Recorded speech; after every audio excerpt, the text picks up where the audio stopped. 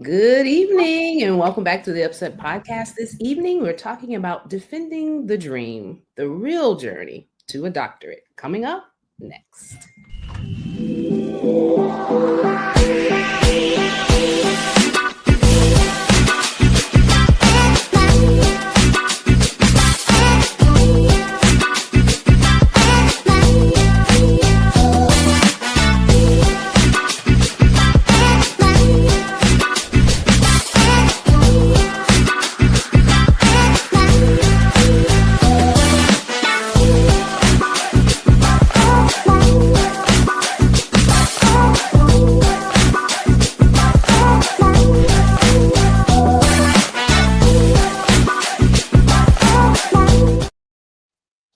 Hey, once again, welcome back to the Upset Podcast.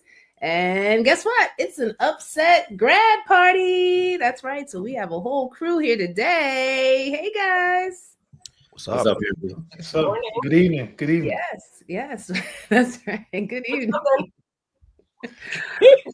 Welcome to the Upset. As you guys can see, we have a grad themed show today. And it's actually, Sunday. So earlier today, we want to shout out our Pine Forge Academy graduates. Woo! Friend, All of our graduates from any institution, any school. We're happy for you, and we pray God will continue to bless your journey. Okay, but before we get into our topic, because we have a guest, we have all the things. Let's talk a little bit about our week, guys. What have you guys been seeing in the news? What's been catching your eye on your timelines? Anything? Let's go this direction. How about Harvard University suing the Trump administration to halt a federal ban on enrolling international students? Yeah. I was going to say that, GP. Yeah. I couldn't believe that. Yeah. What do you think's going to happen? I want to say this. Harvard has so much money, and their endowment is like $600 billion, something like that they have. So, they're not pressed. They're not in fear of the administration, so they could do certain things like that. But that's good for them. Mm-hmm. Yeah. And Harvard's response seems to be the opposite of Columbia's. Yep. Where Columbia early on, and I saw a video on Instagram where the president during commencement ceremony was booed by the students because they're capitulating in terms of EI crackdowns on student protests from the Trump administration. And I just think it just shows that I think the attack on institutions of higher learning by this administration is intentional. And I think at the same time, I was going to say, GP, you have this attack on on Harvard, but South in Florida, there's a lot of controversy regarding the newest president of Florida A&M University, FAMU. A lot of students, alumni are very upset at the choice by the Board of Governors and the Board of Trustees. The new president, I can't remember her name, but she is basically they're calling her a political appointee. She served in the last two Republican administrations. She has no experience in higher learning, but A&M is a public institution. It is a state school. And so that's just also shows you that whether it's private institutions like Harvard or state HBCUs like FAMU, there is a pointed attack on our institutions of higher learning, which I think contextually is important for us today, but it tells you kind of where we are in our educational context. To dovetail with GP and with Corey, I was shocked by this president's attempt to embarrass a recognized leader of a nation, president of South Africa, who had the best rejoinder comeback I've ever heard. He turned to Donald Trump in the midst of their dialogue and said, "I'm sorry, I don't have a plane to give you." But for those of you who don't know, President Trump is on some tirade about the supposed genocide of white people in South Africa and accused the president of allowing, if not downright fomenting, that genocide. It was one of the most embarrassing things I've ever seen from a so-called head of state. in my Black life, and I've been Black a very long time. And I just can't believe he tried to do that. Mercy. Should we be surprised anymore, though, guys? No.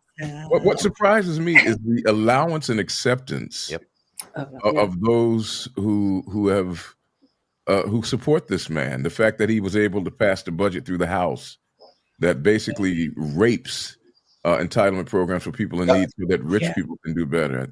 I'm surprised by individuals who support him in doing that. Yeah. Well, Tally, that's because of fear and greed. Fear and greed at the same time. Fear what he'll do to you, then the greed, he'll give me more. So now, is every man for himself. Men will be lovers of themselves. It's not about my brother or my sister. And that really hurt me. I mean, you talking about, I think it's a lot of million that's taken away from SNAP. Oh, I think we're in the billions in this thing. Is it billions? I'm not sure, but it's just. I knew it was a large number taken away from SNAP and Medicaid. And then they try to lie and say, oh, it's house cleaning, and. I think they want to add a work requirement for Medicaid as well. Or Medicaid. They were trying to do that since Reagan. And they've also changed the child labor laws so that those who don't have your children ages 7 and 8 can go to work. Wow. Is it that low? Really? That is what I've heard this week. Now, I could be wrong, but that is what I heard this week. Yes. 7 and 8. Oh, my. They might change it to 12, but I didn't think that low. Wow. Don't quote me on that, but that is what I read. It's changed, though. Yeah. Wow. Mercy. Another. Surprised how crazy things are. It's very possible that it could be that. So, yeah. There was another case at the Supreme Court related to education with, I don't know if you guys saw the attempt for the nation's first, I don't know if it was Oklahoma or one of the states, the nation's first publicly funded religious charter school. Yeah. Trying to start that, you public funds, yet religious public school, and it was stalemated at the Supreme Court. They couldn't come to it failed. I just think it just shows 4 years ago we saw the attacks on CRT and it's been education. And I think fascism and authoritarianism always first attacks education. Always. We need to produce some more Black people of higher learning with terminal degree. Oh, wait a minute. That's our top row. There they are. And more to come this year. Yeah. Shout out to our grad. All right. Anything else before we transition to our topic? I guess I would be remiss if we didn't mention our sister conference. Consider a sister conference. I guess all regional conferences we're brothers and sisters, right? The news that was shared earlier this week about Northeastern's decision to split into two conferences. Northeastern Conference now just including the state of New York, and then North Atlantic Conference is a new developed conference. We're congratulating that. We're mentioning the fact that this happened. We're talking about what we're seeing in our timelines, Tally, without judgment. We listen and we're bringing judgment. No judge. So we already know how you feel, Tally. I am late. I'm late, so I'm not really on social media like that. So please educate me. And North Atlantic, is it a regional conference? Is it a state conference? Like it's kind of like how Allegheny Conference split into Allegheny East and Allegheny West. Okay. Northeastern is now dividing into Northeastern and North Atlantic Conference. So Northeastern will just include the churches in the state of New York, and North Atlantic will include Rhode Island, Connecticut, Massachusetts, all the other states that it currently has that are not New York. Which means the Allegheny East Conference is the largest regional conference. Woo! That's how you. Did that happen because of growth? My understanding from the letter that they posted was more like I guess it is growth and trying to manage such a large territory. I mean, one of the reasons we split was because Ohio to Virginia was such a big stretch. It was hard to, manage such a difference in distance. This is another show, and I recognize that it is another show. However, I think it is an egregious miscalculation of resources and a misuse of funds to expand the bureaucratic overstructure of Adventist ministry, basically creating more opportunities to take men and women out of pulpits and put them into offices at a time when churches are suffering, under the guise of saying we need more administrative oversight because of distances, when we have closed distances through the use of technology. The fact that I'm 500 miles away from something now is meaningless because I can have a virtual meeting anytime I want. And to say that we need more administration at a time when we have eradicated the impact of distance and time is ludicrous to me. When we're going to be we're already overlapping administration through the use of state conferences and regional conferences. And we're already top heavy in the way we spend our money. And we're doing more of that in the name of some level of presumed equality. But you might not have all the facts. Tell us how you really feel. Honestly, Callie was not you might not have all the facts. There is not a fact missing, and this is not supposition or conjecture. I've been around since Jesus was a child, and I am telling you that this is simply an opportunity to create the illusionary upward ladder of progress in Adventism that makes an Adventist minister feel like he's being promoted when he leaves his pulpit. Joel Osteen does not want to leave his pulpit. T.D. Jakes, only after a stroke or heart attack, whatever it was, left his pulpit. The president of the Baptist Convention does not leave his pulpit. If I call any one of you guys and say, I want to make you the associate secretary of the broom closet in the state of Jablip, you're packing with glee because there's not one single Adventist minister who envisions him or herself being in the pulpit after 20 years or so, because we look at the pulpit as a nothing burger. I'm so sick of it, it makes me want to spit. Other than that, it's been pretty. I don't know if you took if you took the survey of all the pastors, but I don't think all pastors are feel like that. You making name one Adventist pastor in a pulpit. Name me one Adventist pastor in the pulpit who envisions themselves after 20 years of service going into their late 50s being a pastor. Name one. 50s. All right, late 50s. He said that's 20 years of service. I'm not Name one. After 20 years of service, who looks forward, who wakes up with glee saying, I get a chance to be a pastor one more time. Name me one who looks forward to it. Well, we would have to find those pastors in their late 50s. An Adventist member who does not perceive that a person who stays in the pulpit their entire ministry has somehow or another failed to achieve. Name me one who doesn't think that a person who goes into an office and comes back to a pulpit hasn't been demoted. Name me one. So hold on. I was sitting back on this and I'm like, should I respond? I'd like to say something about this because I don't believe, this is Novella speaking for Novella. Mm-hmm. I don't believe in the promotion stuff like other people do. I believe everyone is assigned, right? So if you're the president, you're assigned, right? If you're the pastor at the whatever church next door to the liquor store, you're assigned, right? That's how I see it. However, let me also say this. There are persons who are cool with being a pastor and in the office as well. There are two on here who do it now. So all I'm saying is, though there are perceptions that people have, it doesn't mean that because something else is created, that it's mainly to do this advancement up this ladder that in my mind doesn't exist. But why can't it be something good? It doesn't have to be a negative. I appreciate the ideal perspective that you bring to this. I do.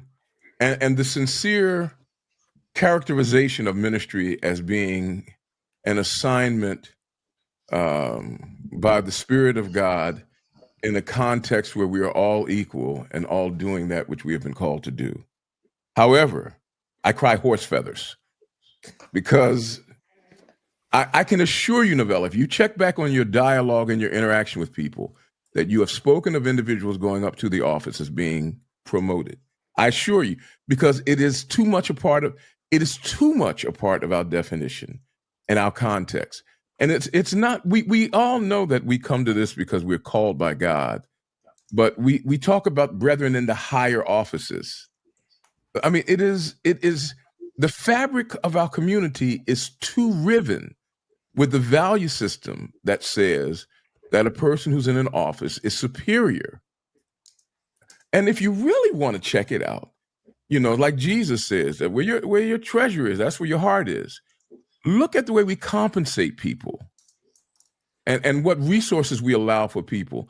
The fact that they will use tithe to pay for secretaries in the conference office, but you can't use it to create opportunities for ministry in the very place where tithe is collected. I receive what you're saying, but that optimistic part of me says it could create good. It doesn't all have to. This is another show, and I should let it go. Keenan, this is another great dissertation topic. Maybe the next show. I said it's another topic. Tally, you said before we came on air that you did not anywhere in your being feel the desire to get a doctoral degree, but you're talking about stuff that is dissertation worthy. I didn't say I wasn't smart enough to get one. I didn't. You know what? That is a word. Yeah, that's a good transition too. That's a word. Man, I tell you, I'm so sorry. Study that you can do. Corey, Dr.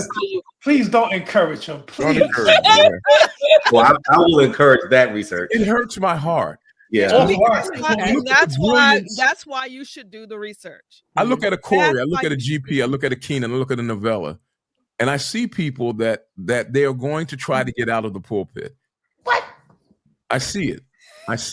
You can't say that about Dr. Novella. Again, interesting. He didn't mention my name. It's another show. There are two on here who are doing both. That's all I'm saying. Interesting. He didn't call my name. Interesting. That's because they've already started pulling you out by giving you that other title. That's why I didn't. I'm still in the pulpit full time. Okay. That's my point. Yeah.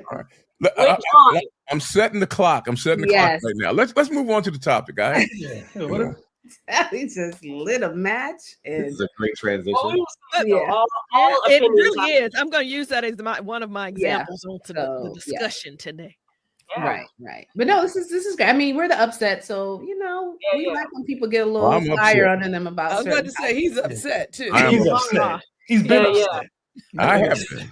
But while Dr. Kessler is transition, Keenan has his license in mental health. If you ever need somebody just to talk to, that's your guy.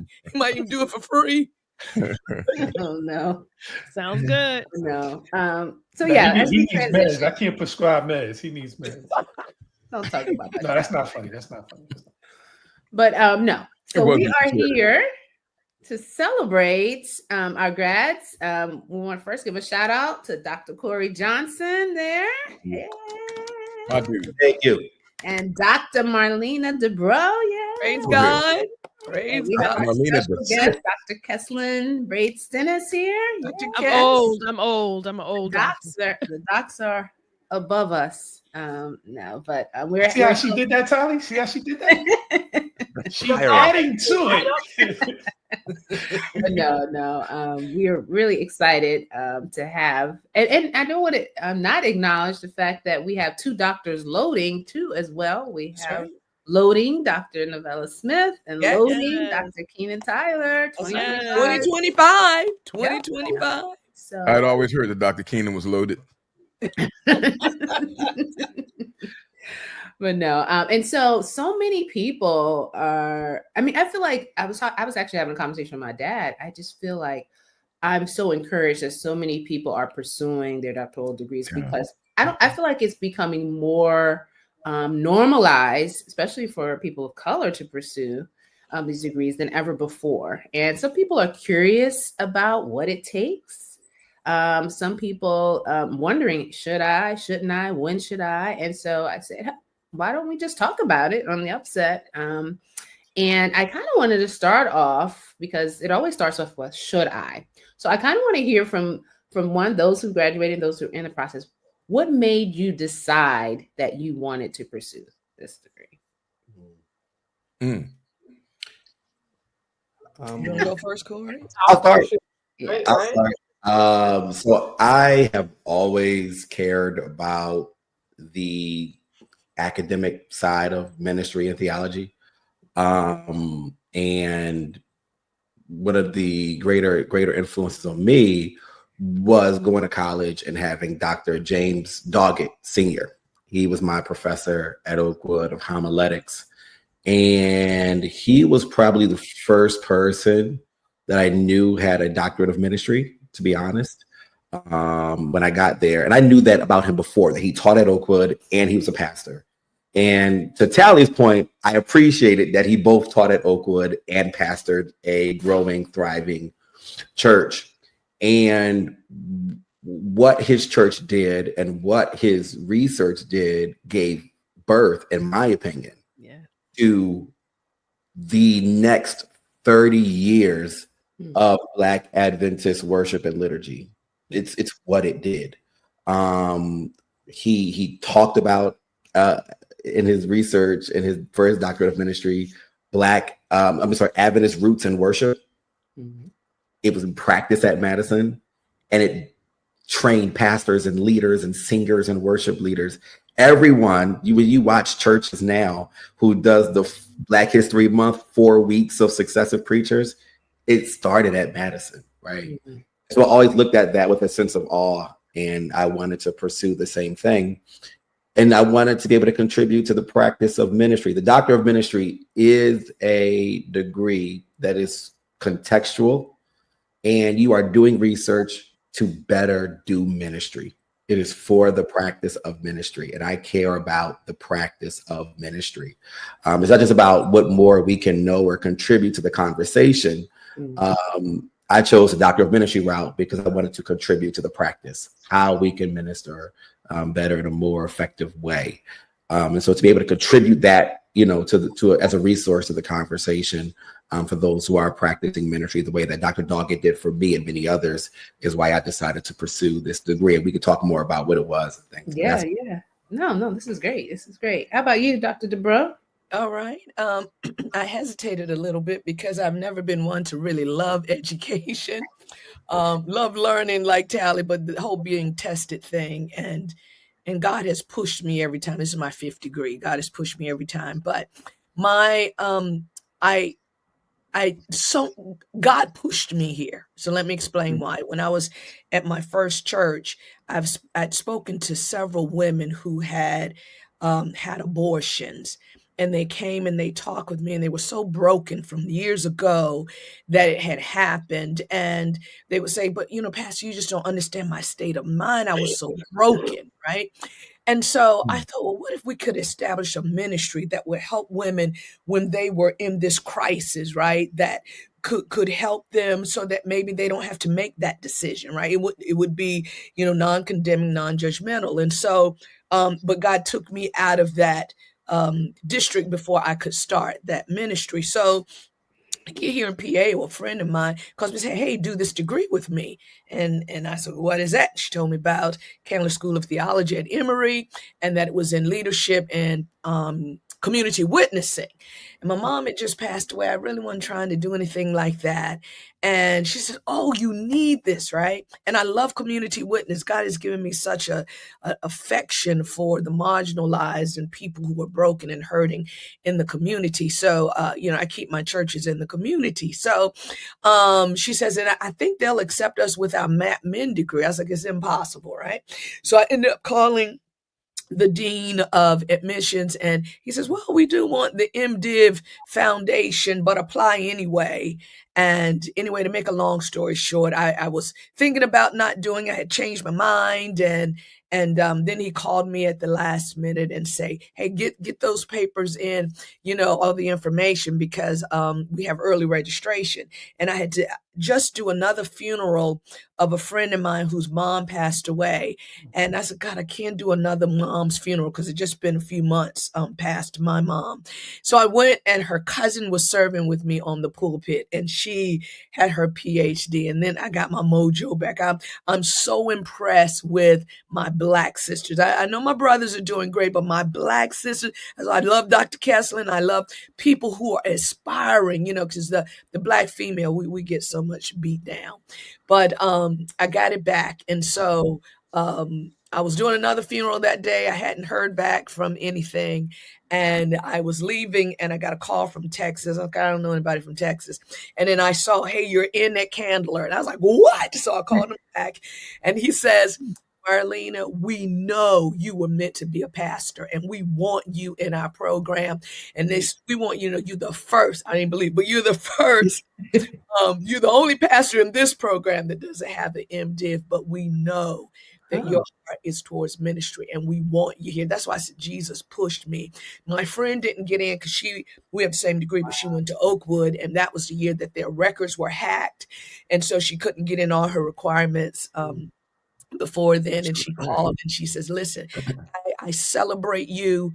I don't want you to think, to feel bad because I didn't get in, but God told me that I needed to hold your hand so you could get in, because otherwise you wouldn't have done it. I was like, she's so right about that. Mm-hmm. So I'm here today, and that's why I was crying, because I was just looking at God and what He has for me, and what in whatever capacity. I know that God has given me this, not to just be advanced in any issue, because I think the role of a pastor is what I love most.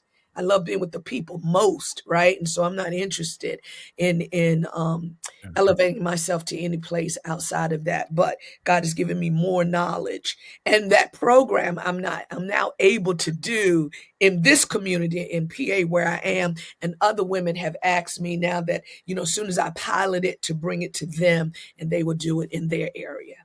Excellent. I love that. All right, we have Novella and Keenan. Share what made you decide to enter your programs. Well, for me, when I look at pastoral ministry, the pastor is actually desired to be a business manager, to be a construction project manager, to sometimes be a nurse. It's like the question sometimes that people will ask you, or depending on the community that your church is in, you have to be that person that knows community needs, community things, business things, government things. You can't just know, thus saith the Lord. It's like, thus saith the Lord, and right. And so I always knew that, right? I, grew up with pastors who had CPEs or pastors who had counseling degrees. And I saw how those pastors were extremely effective, not just in their pulpit ministry or the church part, but in expanding the business side or the community connection side or the healing side, etc.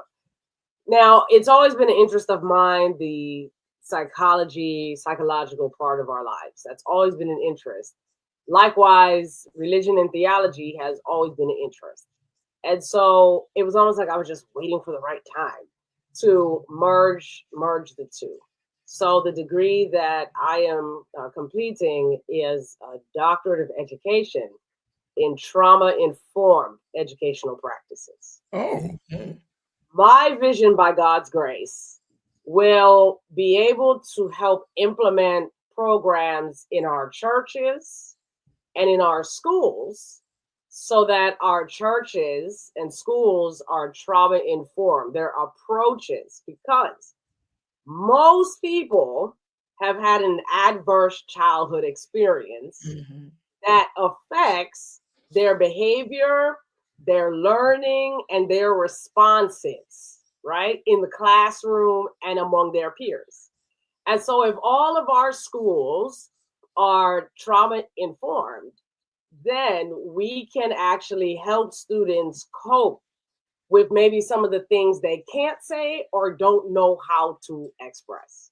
And likewise within our churches, whether it is children who are autistic or families who go through a myriad of things, if our Sabbath school teachers and youth leaders and pastors and everyone are trauma informed, then our approach to things are more restorative, and they are more on the side of self-awareness and nurturing than, like a harsh discipline or something along those lines. So bottom line, that's really what it encompasses. Great. Awesome. Beautiful.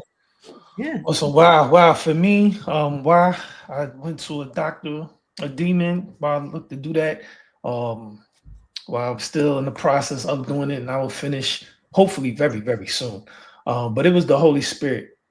I was in the military, and I got a letter in the mail, and it said that if I don't use my VA benefits to go to school, then I'm going to lose all my benefits.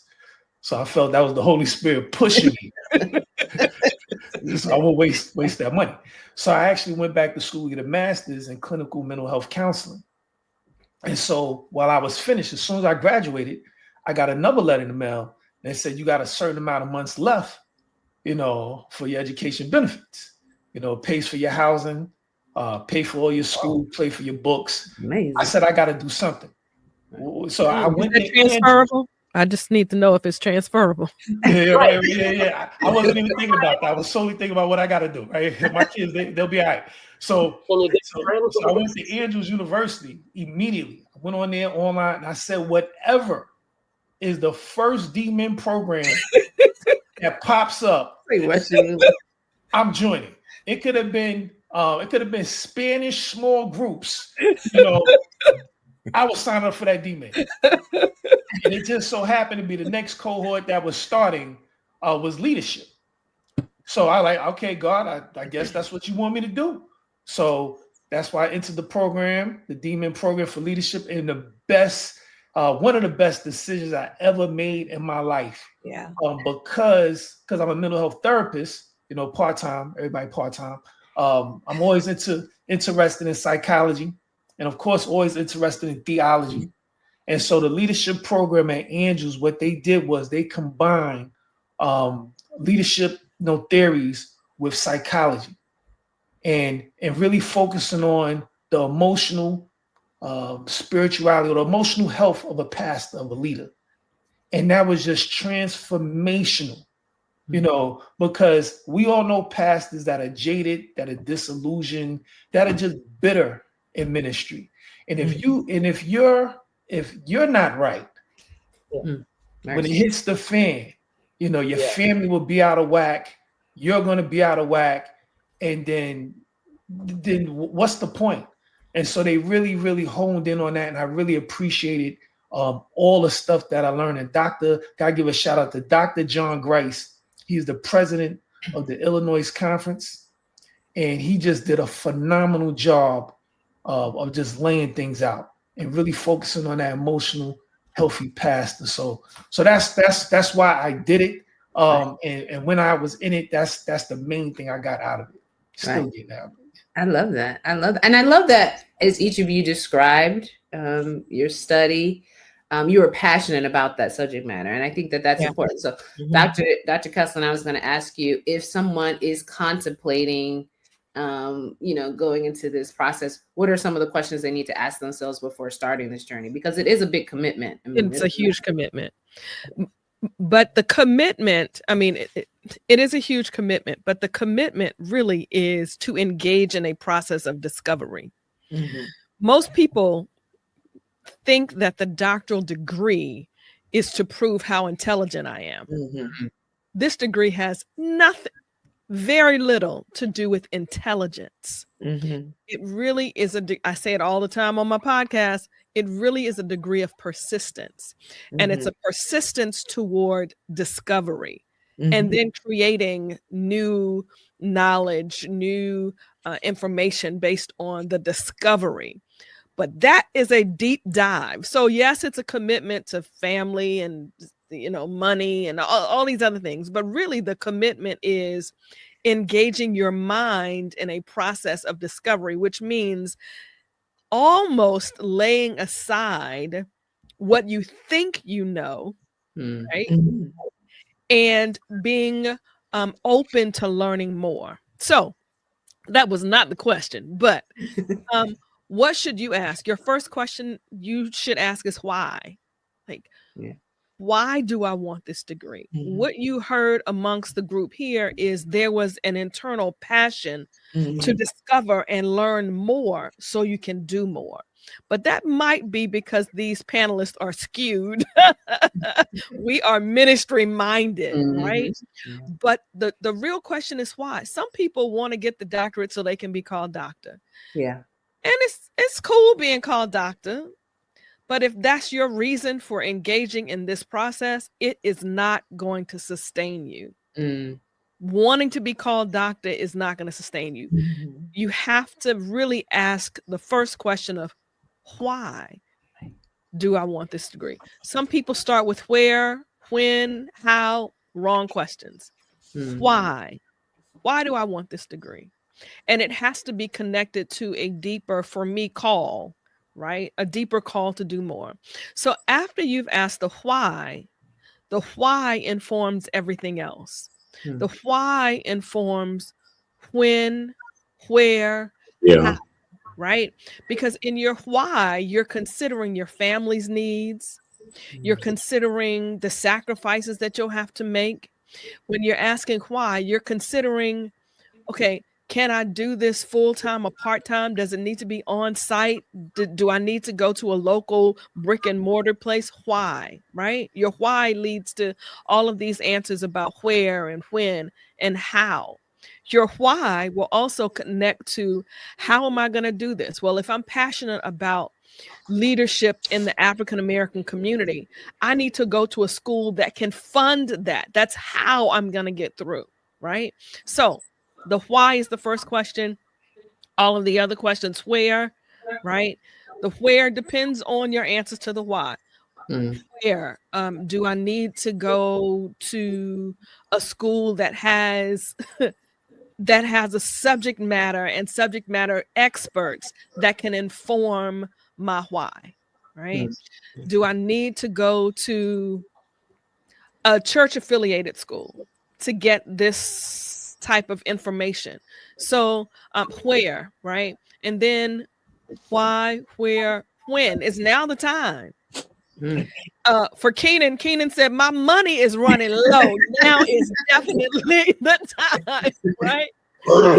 But, and I tell people when I got my doctoral degree, gosh, I have a 15-year-old. She was not anywhere in my mind, thought, beliefs.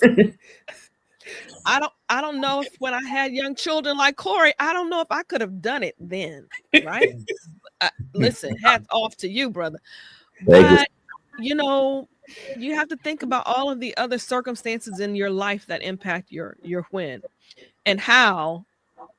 Faith, and some of the other pieces will fall into place. But if you answer the why, then the why will lead you to the when, the where, and how. That's great. That's good. And because I know a lot of people are asking. Even GP, we were talking. He was like, he's thinking about it, but when? Come on, GP. Come on. And I do help people figure out all of that. Like it may not be the right choice or the right school or the right time for different people. We work through that. We work through that.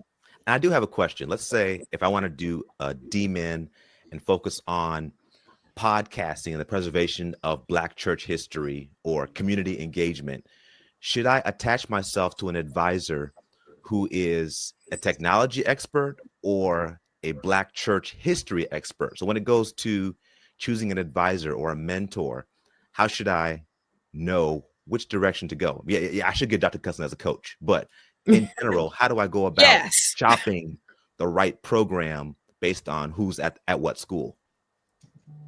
So you may be in a school that can provide you both, or perhaps you need to be in a school. It depends on your question. Your research question kind of guides everything, but you can be in a school where you have your external reviewer is that church historian, but you're based in a school of communications where you can get that technical piece, but really your question determines your needs, right? Your research question. The beauty of a doctoral program is if you get one of those content experts, then you will have to find an external reviewer or an external person, a person who has a different level of expertise. I had as my external reviewer, Dr. Ron Hobson, who is a psychologist and a theologian. He provided me a lens. In fact, it's because of Dr. Hobson that during my defense, the title of my dissertation changed. I was doing African-American clergy's perspectives and experiences with domestic violence. And the title was Let the Church Say Amen. And he said, one more question as we're wrapping up. He said, have you considered changing your title to Let the Church Stop Saying Amen? Because, we say everything. And I said, that came because he's a theologian and a psychologist, so he could marry those. So GP, to answer your question, if you get one of those and you're able to connect to your external expert who can guide you in another area, I think you're good. Both will be wonderful, but it depends on what's available to you and what's most important. I hope I answered your question. Yes. I have a question for all of us. I know that. How can we help you get in? We can help you, Tally. I have no desire to go back to school, but I mean, it's I have a lot of friends in academia, and if you get a doctorate, it provides for greater opportunities, and one of the opportunities, of course, is some level of support through compensation. If you, as a pastor, if you achieve your doctorate, does the denomination give an incentive in your compensation? Does it assist you in that way at all? I'm looking at the top two doctors and they're chuckling. To obtain it, my mute button wouldn't go off, so I go ahead, Marlena. I was letting you speak, my brother. So there is a waiting list for financial assistance, but my degree ended before they even got to my name, wherever I would have been on such a list. That's not what he's asking, Doc. He's asking, are you going to get paid more because you're financial commitment? Okay. That's both and maybe. Both and yes. There is no extra compensation that you get. Is exactly what Corey was saying. It's to have the passion to do ministry better, within where you are. And that's where we are. I don't know about any of my other classmates because there were so many other different faiths, but many of them got promoted to other positions as we were graduating. Some were becoming bishops because there were a lot of Methodists. Same here. Not a Methodist. Yeah, I had a lot of Methodists. There were a couple of Baptists, one Catholic Jesuit, but she was in academia herself. And then there was a hodgepodge of many of us. So it wasn't just any one group of people, but many of them were just being promoted. Now, some of them were independent preachers of a interdenomination. They don't get any promotion. So there's no financial consideration or reflection for the level of achievement at all? And Corey can help me, not that I know of for myself. I didn't know that. But my classmates too. That's why I wanted to say, so that we wouldn't think that, Adventism was separate. For them, there was no special increase in income. You had opportunities to apply to other positions. And because of your degree, you might have been a better selection. I do know pastors who in congregational settings who who are able to negotiate salary and able to negotiate their package, and the completion of terminal degrees is a part of that negotiation conversation. It's just not a part of our conversation. Yeah. I wanted to ask, because I've heard Doctor of Ministry and I've heard D-Min. Some people are confused about the difference. Can someone kind of explain why you choose one over the other, or what the major difference is? It is no difference. It's just a shortened term. It's the same thing. Same way that Doctor of Philosophy is a PhD, Doctor of Ministry is D-Min. So yeah, it's the same. It's just a different way of saying it. Okay. So there are typically two, exactly, Corey. There are two kind of streams of doctoral degrees. One is a PhD, which is more research based. Let me just clarify a misnomer. All doctoral degrees require research. Yes. All of them. The PhD is more research laden, and the Doctor of degrees, Doctor of Ministry, Doctor of Business, Doctor of Social Work, are more clinical practice degrees that are tailored to help you integrate research into practice, right? So it's a more practical, hands-on type of degree.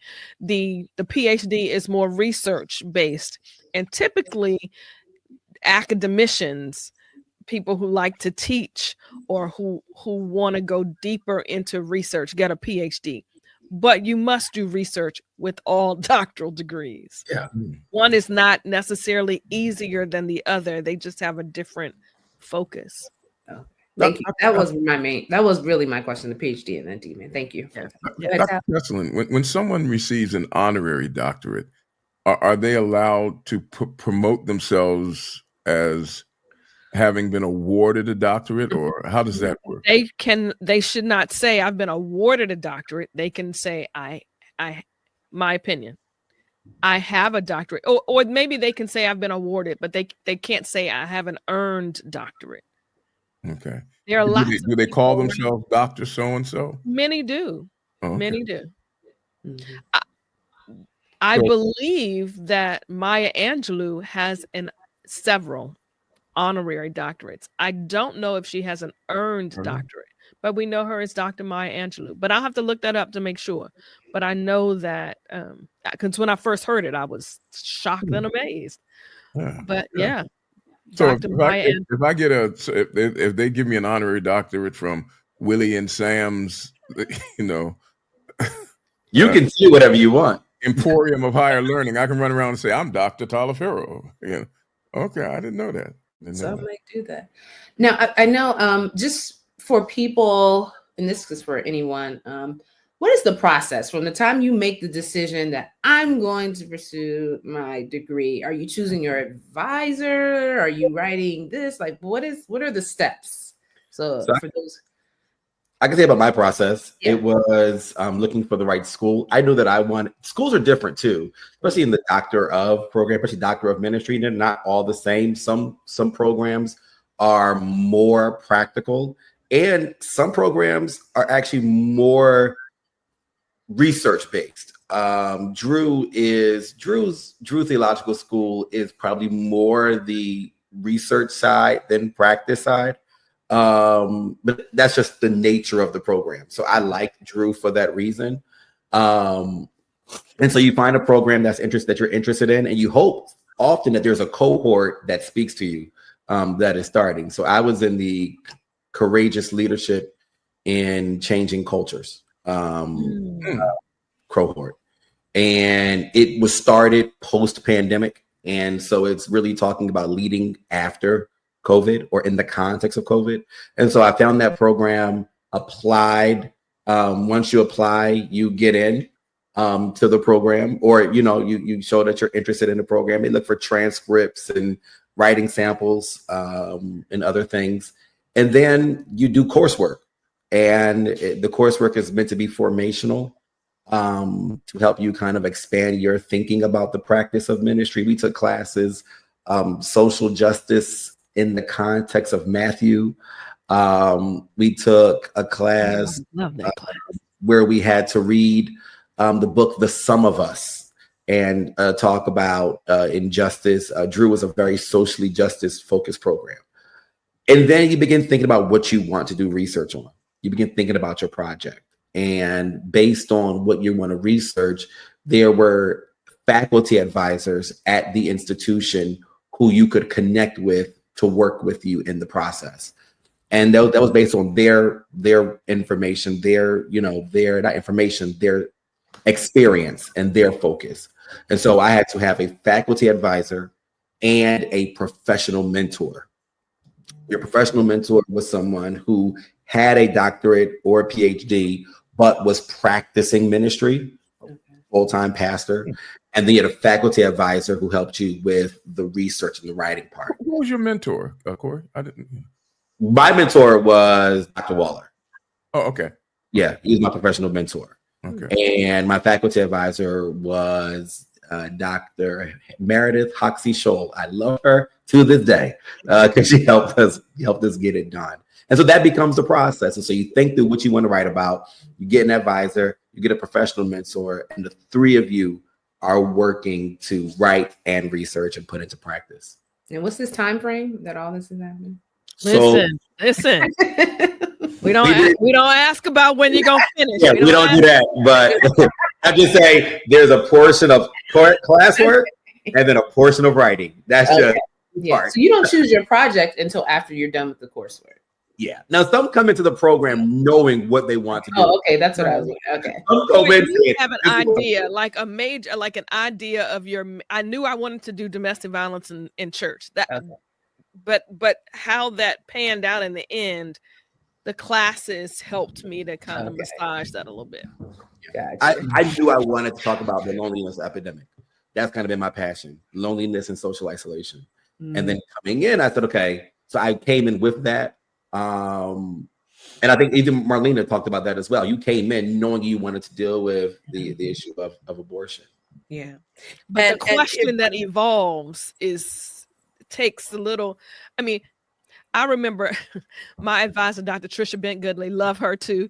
She said, so do you want to know the perceptions of African-American clergy or the perspectives of African-American clergy? I was like, listen, what's the difference? What's the difference? But those words have nuances at this level, right? So you may have an idea, like we all kind of had an idea, but you massage that thing through your learning and the process and talking to other people. Yeah. So your research transforms throughout the whole process. What I loved about Emory, and I mean, God chose Emory for me. That was the only school I applied to because I love community witnessing. And so the process, once you get in, and we only had to travel to the university 4 times throughout the whole 3-year process. My program was very structured. Everyone graduates at the same time, except unless you have, some medical or other issue that might have to delay you. Wow. And they were so good, they just accept you, into the next year's program. But for the whole 3-year process, we worked on that topic. So our research question. So if you didn't know what you wanted to study, right, you had to develop that early on because every subject was a building step to help you. So we had a lot of research, a lot of practicality, because in the end, they wanted us to develop a community program that you could take and that you could really, advance that program and teach other churches and clergy so that, it would be an effective ministry in the community. So, and I love the structure because if I had to go to a program that I took my own time, it would be probably 2053 that I would finish because I just don't have time like that. So it really forced me to stay on track because I lost so much along the way, but that's how our program. So by the time you get to your writing season, you have built up so much information because all of your previous courses and papers, even though there were other focuses, you had to choose something along the way that would help you with your final project. That's what I loved about that. So that was an accumulation of bringing all your things together. Of course, they taught us ethnography and how to, bring all your research and things together, and how to do research and what to do and how to do all your survey and all those other things. And so in the end, you just bring it all together in your study so that you can write appropriately. Yeah, for me, Latasha, I went into my program knowing what I wanted to write on. I wanted to write on how to lead a church out of white supremacy or decolonizing the Seventh-day Adventist Church, one of the two. And but my advisor, Dr. Norman Miles, excellent. He has a PhD in history, so he kind of helped me tweak that just a little bit, just a little bit. And then my second reader, Dr. Jeanette Bryson, I picked her. This lady, she's up at Andrews now, but she was a dean at Lebanon University in Lebanon, and she had dinner with Malcolm X. She hosted Malcolm X at her house. So I had having Dr. Norman Miles. They helped me in developing. The content still remained the same, but I had to just tweak the title just a little bit. And I want to say this: in going to Andrews, I was a little hesitant about going to Andrews because they were missing, at least I assumed, the whole justice component, that I wanted to be a part of it. But because of my advisors, they helped me to bring that element in to mix, the leadership, psychology, and justice all into one. So it really worked out. It really worked out in the end. Okay, love that. And if I might add, if Keenan is finished, just so that I can show a difference in our school, we were assigned an advisor that was really strong in our course of study. So I didn't have to search for anyone. Oh, but you had to select yours, Corey? Did you say you? We were given based on the classes that we took, there were faculty people that we were connected as an option. And so we would have a survey of who would you like to serve as your advisor. And then they would pair us. The director of the program would pair us based upon interest, experience. Hey, this is your topic. This might be someone for you to work well with. Mm-hmm. Got it. And Tasha, I was going to say all of those are different structures of the school. It is so important that you choose the right school for you based on your circumstances. At some schools, it is a 3-year process and you are out or you are out. You graduate or they kick you out. At some schools, and depending on the degree program as well, I was in my program for 7 years. I got 2 degrees in the process and wasted a whole lot of time, but that's a different story for another day. But don't judge me. School, Dr. Kessler? Where'd you go to school? I graduated from Howard. Okay. I got my MDiv and PhD in the same kind of process. Okay. But some schools, they have a timeline, and other schools are much more flexible, but they say you have to be out within 10 years or 7 years or 8 years. Some schools assign your advisor. Some schools don't. Some schools assign your external reviewer. Some schools don't. So you have to know your school's policies, strengths, and processes because they vary. Yeah, seems like that makes a big difference. Mm-hmm. MDiv, did you ever pastor at? I don't know your background. Did you? Oh, okay. My goal was not to Lord. My goal was not to pastor. But she can preach though. She's been at my church. Preaching and pastoring are two different. Yeah. Listen, that's right. So I know we have to wrap up soon, but I wanted to ask. We talked about like the technical side of things. I want to talk about the emotional, because this is a rigorous program. How did you all deal with, balancing your responsibilities with your jobs, your home, and all of that, and doing this in addition to it? How were you able to balance all that and mentally prepare yourself? One of the things I did was, if I needed a little more time to complete something, I would email the professor honestly, right? Unfortunately for me, during my degree, it was strange. In 2024, the amount of funerals and the amount of deaths.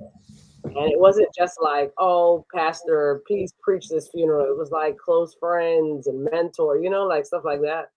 So it got to, and a mentee died, so it got to a point where I was just like, hopefully the different professors aren't comparing notes on said student, Novella Smith, because they might think, is she pulling a fast one?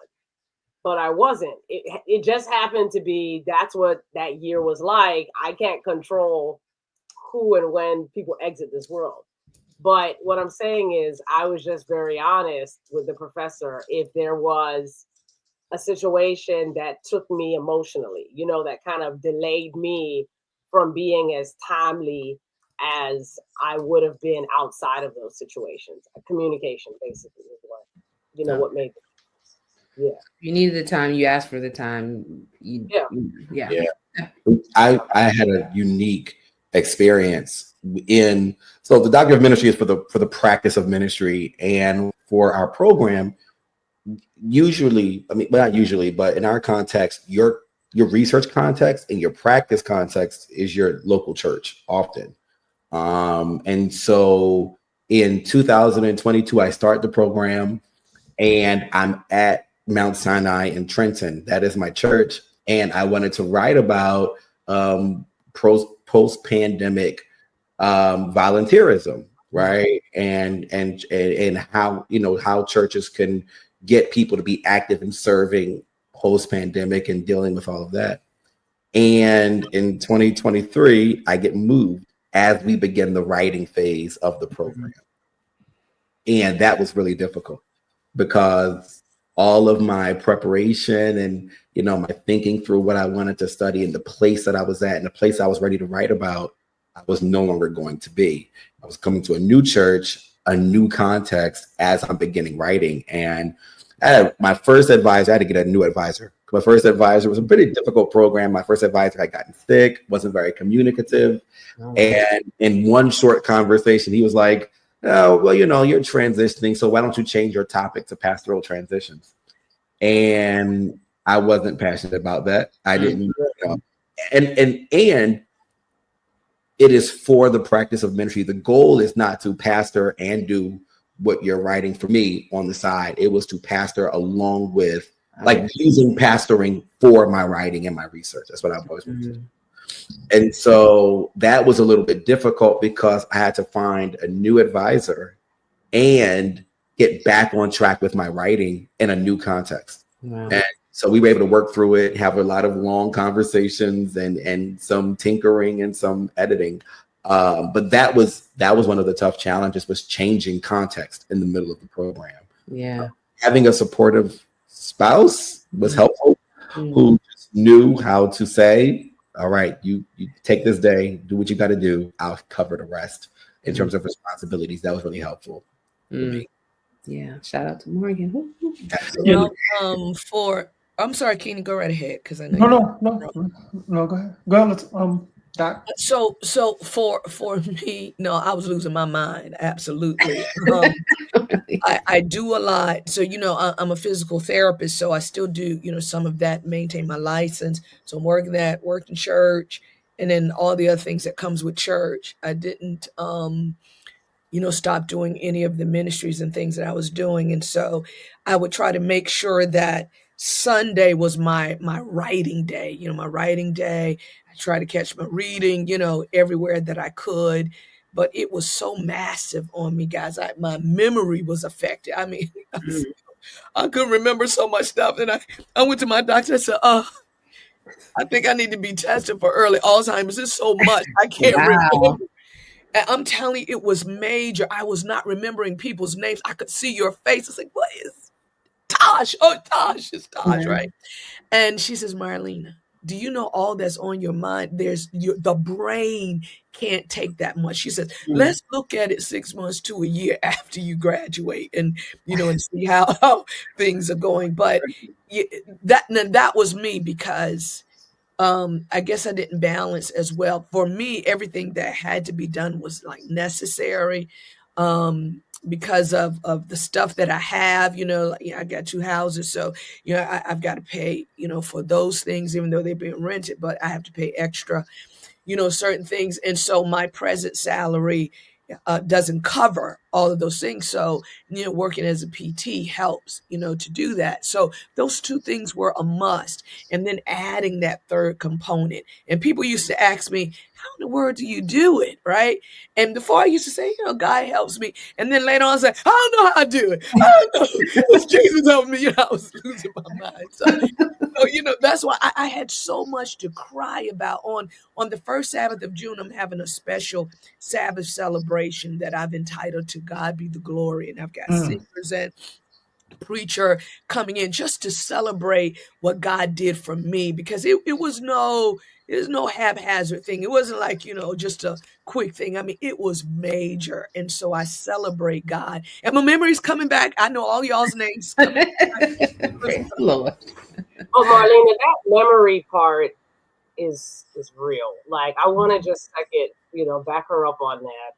My aunt, I remember her asking me something basic, and I just looked at her, and I was like, Auntie, right now, I just don't know. I can't really compute, what you're saying. And so she's sending me articles about like walnuts and stuff to try and help me, And she said, Novella, you have too much on your plate. I'm worried, But I know that it will lighten up like one by one, like as you navigate it and get through it. And it helps to, like I said, be realistic about communicating with those you have to communicate that, listen, I got to slow down for a second, or I need some extra time. But then also taking time for yourself. And maybe you can't, leave and take a big vacation, but maybe in the evening time, you can not have this meeting or move that meeting to a different evening, or go outside, or, hey, like Corey, have your gym schedule, right? Something that keeps you, or Marlena, your walking schedule, something that keeps you more than afloat, but that triggers those parts of the human system that will serve you. And so that memory thing, it was very intense for me last year. It was so confused. Mm-hmm. Yeah, I'm gonna say this, Latasha. For me, talking about emotional health, right? How did you manage? That's the question, right? So with Andrews University, one of the things that's not, I think they can do better on is shortening. So I started my program in 2020. For Andrews, a DMin program is about 5 to 6 years. They give it about 6 years. You get a PhD in that time. That's true. But the reason why they do that is because they noticed that when pastors were going through the program, for one, a lot of them wasn't finishing in a shorter time. And for two, learn to burn out, just unhealthy practices. So they stretched it out. So at first I was like, why does this thing take too long? But now looking back, I'm thankful because I was able to get another degree and get my license as a therapist. So it all worked out. But still, I think they should shorten it. Cut at least a year off. So that helped, just the way they laid it out. And then you just have to work on, because the focus was on being an emotional, healthy leader. You have to put things in place, for yourself. So I still kept my gym routine, my basketball, my boxing routine. Make sure I'm getting time with the family. So that having advisors and mentors to hold you accountable, that also helped as well. So they have a mentor. I forgot to say that. And if I might add this just very quickly, Tosh, when we were graduating, the dean of theology, he asked us, how many people do you think finished the doctorate? A lot of people start, but how many finish? And I thought maybe 50%. The statistics said 50 to 60, right? So a lot of people start, not that many finish. And out of all the doctorate programs throughout the country, or where, however this statistic, the area that it covers, it says that it is less than 2% of the whole population. So the number is still very, very small. So when you do it, because we want everybody to finish, you have to make sure you have that support. Talk about it with your family. Let them know whatever is negotiable just for that season, so that you still have the support there when you're done. I know when I did physical therapy, it's a very rigorous program, and they told us that the divorce rate was high, sickness was high, all those things happen. And our classmates did suffer marriages, and people got sick, those kind of things. And so I would say here, talk about it. The Bible says count the cost, right? See what it takes, get your support, and make sure that you have, people on your side that are for you, so that you can complete the journey. Mm-hmm. I love that. Now, before we go, though, because I think this has been so helpful, particularly to those who are, currently contemplating whether this is something they want to do, to be able to have this perspective that maybe they don't have. And Tally, last week you started to ask a question. I told you to save it until this week. Do you remember what you were going to ask?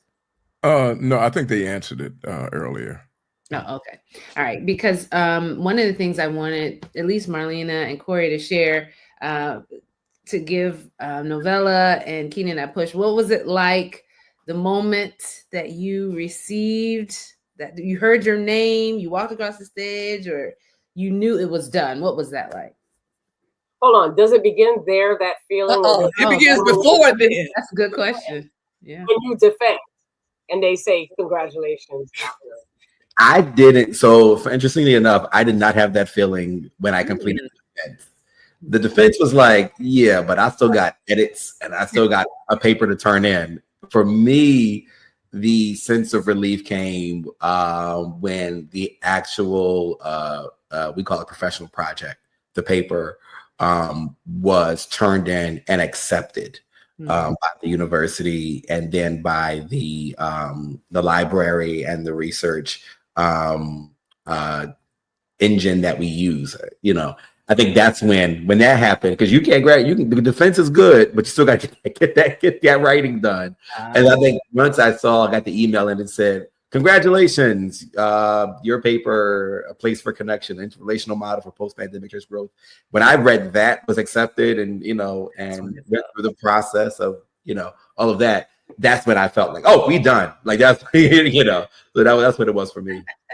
So my university's timeline is different than Corey. So our research paper, that long dissertation, has to be accepted first.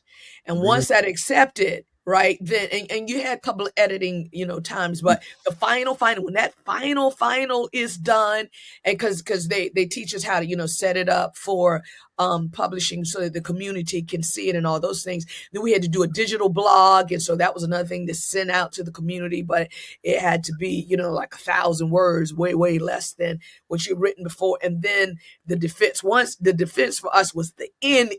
Okay. And so when I was finished that Tuesday, they said, now we got to wait for everybody to celebrate. So on that Wednesday, because it was Monday through Wednesday, that was the last day of any assignment. On that day, man, we shouted, we screamed, we couldn't believe it. They gave us another little personal ceremony because some of the clergy students couldn't get back, for the graduation. So we had our own little ceremony. We took pictures and gave us a certificate. And that time, we were screaming. It was so wonderful. I just couldn't believe it, right? And we were all like, pinch yourselves, and our dean and the director of the program kept saying to us, I want you to know, we don't give these out. Yes. You've earned it. Yes. They said it to us over and over. You've earned this, right? So walk in this. And so that's what I say to Novella and Keenan. He's gone now. There's no greater feeling than when you turn in that last assignment. It's way before you graduate, because you don't even have to go to the ceremony. Right. It's when you your degree in the mail. It's when you finish that last requirement. Then you have finished the program. I love that. That's so exciting. I'm really happy for you. I tip my hat to all of you folks who are doing this. It's not something, and I thought about it, but I don't want to risk my marriage and my career. But you don't have that now. You don't have that time. You can do it. It's too much. I feel like tip my hat. What we were talking about before, I think, why not? It's, you know what I'm saying? Research births different thoughts, different expansions, different, you know what I'm saying, perspectives. And I think that if you sat with it you could be that guy. Tally could do the research. He just doesn't want to program, but he could do all the things. Tally, you are a reader. Exactly. You get this much knowledge. You get this much knowledge. Say, okay. You are already. Everything will come easy for you. It's just a matter of doing it.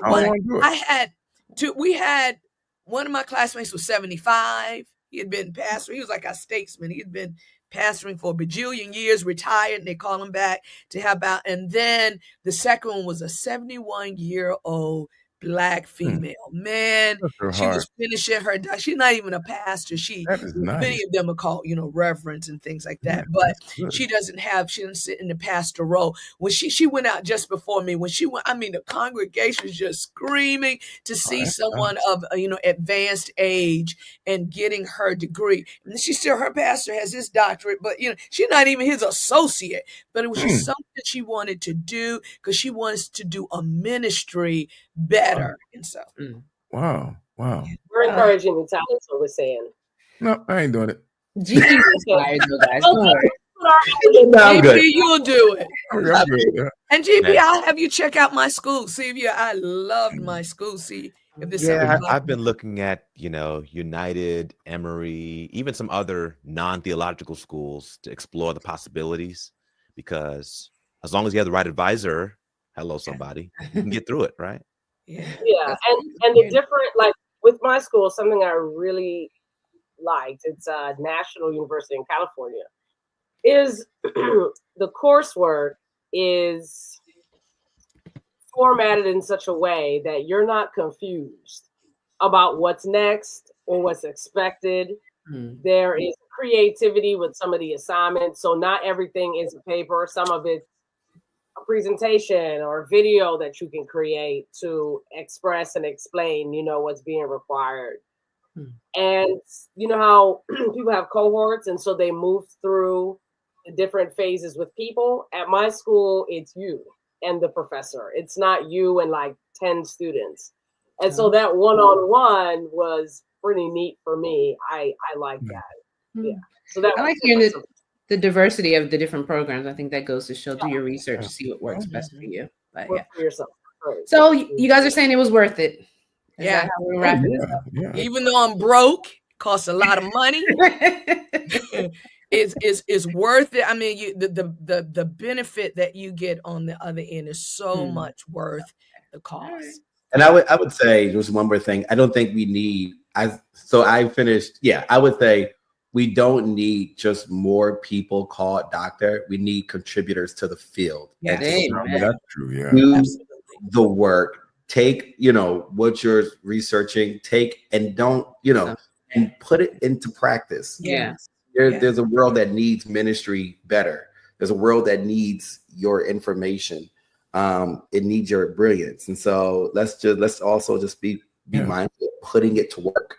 And there's an office in New England who needs more doctorates and things. You know what? We're not circling back, Alex. Oh, let me know, but that's the discussion. I'll be back. He took up a whole 30 minutes of our time. I did want to ask if you guys are going to become doctor snobs. Like, are you going to require that people call you doctor now? Like, is that going to be? I'm not saying that's a snob thing. I shouldn't have said it like that. You already said it. You can't take that back. You know how there's some people, they demand it. If not, they feel offended. No, like, how do you guys feel about it now? I don't know. It's so interesting. I haven't been to church yet, so we'll see how that goes. We'll see how it is tomorrow, next week, Tasha. We'll see. Yeah. But I don't know. We'll see how that goes. Okay. Well, I can say I told my church. I said, I've always been Pastor Marlena. And the reason I use my first name because they destroy my last name. Deborah. I said, just call me Pastor Marlena. So I said to you guys, I said, now to others, in the professional field, I'll be Dr. Deborah. But they said, no, Pastor, you earned it. That's what we're going to call you. So they made the decision to do that. Okay. All right. Much respect. And she didn't fight it. Hey, you earned it. Like you. I don't walk around with it on my shoulder, but I'm very thankful to God for it. It wasn't easy, and it was a lot of work, and God did it. So I'm very grateful. Congratulations to all of you. Yes. Thank you. All right. Thank you. And thank you to Dr. Stennis, Dr. Kesslin. Yes.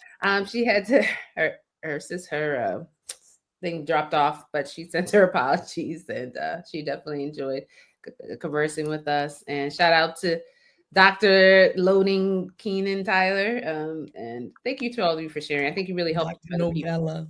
And Dr. Novella, we can't wait to celebrate with you when that time comes later this year, 2025. All right, guys, we'll enjoy the rest of this holiday weekend. Yes. And we'll be back next week. Take care, everybody. Same place. Take care, guys. Bye-bye. Bye. Bye.